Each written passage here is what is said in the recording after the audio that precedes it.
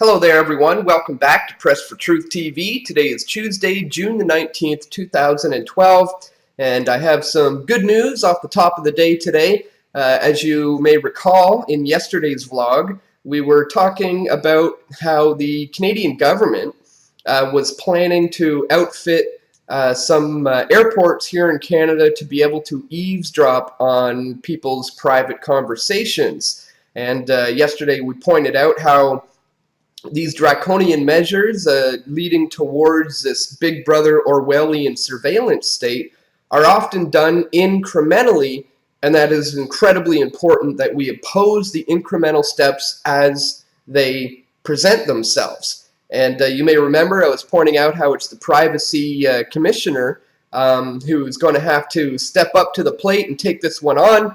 And today we find out that that has indeed happened. Here is an article that just came out today from the Star. Harper government backs down on plans to eavesdrop on travelers' conversations. The Harper government has backed off on plans to install listening devices at Canadian airports and border crossings amidst serious privacy concerns. The decision by Public Safety Minister Vic Taves on Tuesday to halt the practice of eavesdropping on travelers' conversations follows a backlash from both federal and provincial privacy officials. This is the second time that Taves has had to climb down on the issues of privacy. The last time was the Internet Surveillance Bill. As with the last time, he defended the move, but then had to do an about-face. The Star confirmed Monday that the Federal Privacy Commissioner's Office had not even received a privacy impact assessment regarding CBSA's plan to introduce audio-video monitoring at Canadian airports. The recordings of conversations obviously constitutes a privacy intrusion. We would want the CBSA to demonstrate the necessity for it. That right there, I thought, was brilliant. You know, they're saying if you're suggesting that we need this for more security, this is why you're doing this, you're going to have to prove that there is a need for this heightened level of security. You're going to have to prove that this type of thing is warranted. So definitely a great step in the right direction there. Continuing, it says, in addition, should the measures be deemed necessary, CBSA would have to demonstrate that it has proper safeguards to manage the information, proper compliance mechanisms, and appropriate oversight, a spokesperson for the Federal Privacy Commissioner said. Ontario's Privacy Commissioner says she is appalled that Ottawa plans to start eavesdropping on travelers' conversations at airports and border crossings.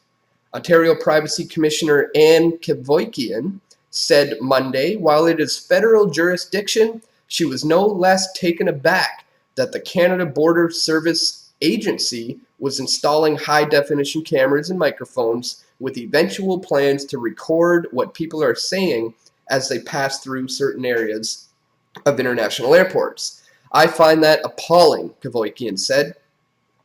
Taves told MPs during question period on Monday that I can assure that the members that the privacy rights of law-abiding Canadians are respected at all times. Julie Carmichael, a spokesperson for Taves, said Canadians made it clear they weren't happy with the idea of having their conversations monitored. We have heard concerns from Canadians regarding the privacy impact of this practice.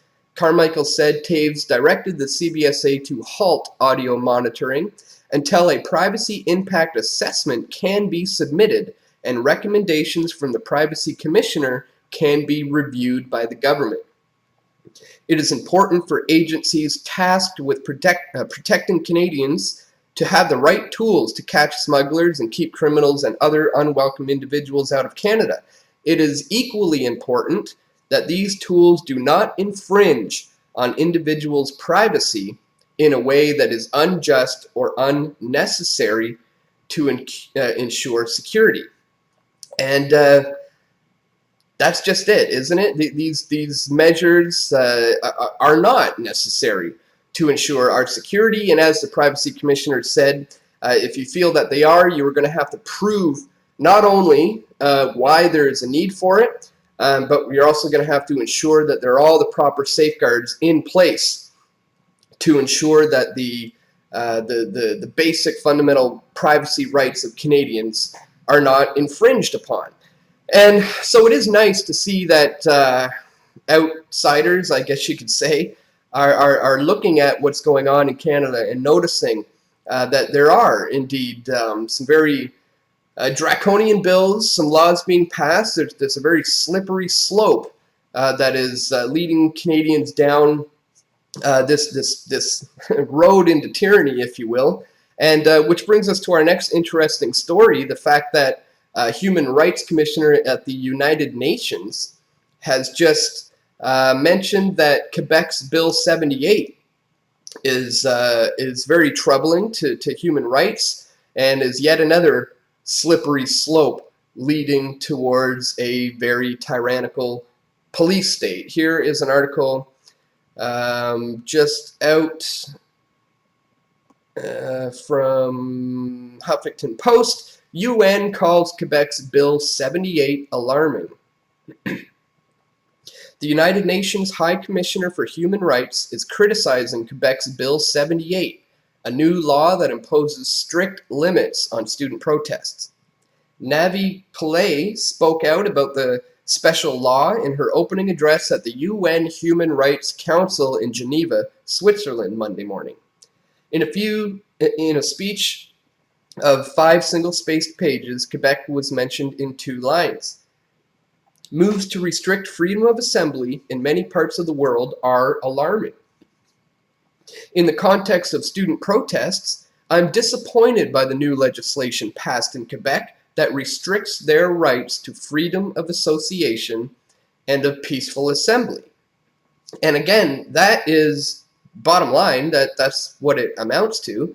And we know that these things are done incrementally, and they can potentially lead to even worse and worse things. There's already things going on in Quebec that are completely uncalled for. People getting arrested for simply wearing a red square. I read an article just the other day about how a woman was arrested on Quebec subway simply for sitting on the subway reading a copy of 1984, George Orwell's book, where he predicts this police state future that we are now emerged in. And so here is a response from Premier of Quebec, Jean Charest, and the Harper government in response to this United Nations human rights advocate speaking out against Bill 78. Here from the Ottawa Citizen: the Charest Liberals and the Harper Conservatives formed a united front Monday in condemning a United Nations agency for its criticism of Quebec's controversial Bill 78. The latest spat, the second in recent weeks between the federal government and a branch of the UN, also sparked debate over who is responsible for a growing divide between Canada and the world body. Navi Pillay, the United Nations High Commissioner for Human Rights, said Monday she found the controversial Quebec law to be part of an alarming trend. The law sets rules for gathering of more than 50 people, requiring organizers to provide 8 hours notice of the itinerary and length of the event. Pillay expressed her opinion of the Quebec law in a single paragraph of a long speech in Geneva, during which she laments rights violations in places such as North Korea, Zimbabwe, and South Sudan. Moves to restrict freedom of assembly in many parts of the world are alarming. In the context of student protests, I'm disappointed by the new legislation passed in Quebec that restricts their right to freedom of association and peaceful assembly. And the article goes on here, and I just want to scroll down and show you what Foreign Affairs Minister John Baird had to say about this. Baird says, quote, Quebec is a very democratic place, subject to the rule of law. People can challenge the government's decision in court, so I stand behind the government of Quebec. With what's going on in Syria, with what's going on in Iran and Belarus, the UN would be better spent its time on there. So basically saying, you know what, there's worse things going on. Why don't you focus on Iran? Why don't you focus on Syria? Pay no attention to the draconian laws that are being passed here in Canada. Mind your own business. Pay attention to other areas of the world. Leave us alone. We're doing fine. We voted on this bill democratically.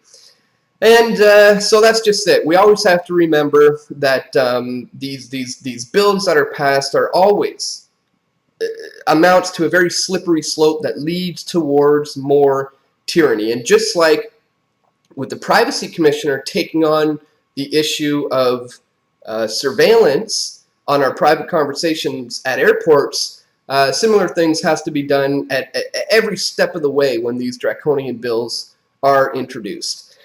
So anyways, that's something I wanted to bring to your attention today. Tomorrow I have a friend of mine who's coming into town from Montreal. So I haven't spoken to him about this yet, but I'm going to see if maybe I can interview him tomorrow. He's a very well-educated individual. He understands a lot of the things geopolitically going on in the world. And of course, he's been living in Montreal, so he's been living and breathing the whole situation there. So I'm supposed to meet up with him tomorrow, so I'm going to see if maybe he'll give me a short little interview to give me some insight into how he perceives some of these things going on recently in Quebec. And anyways, guys, that is it for today. I want to thank you once again for tuning in, and I'll see you all right back here tomorrow. Take care.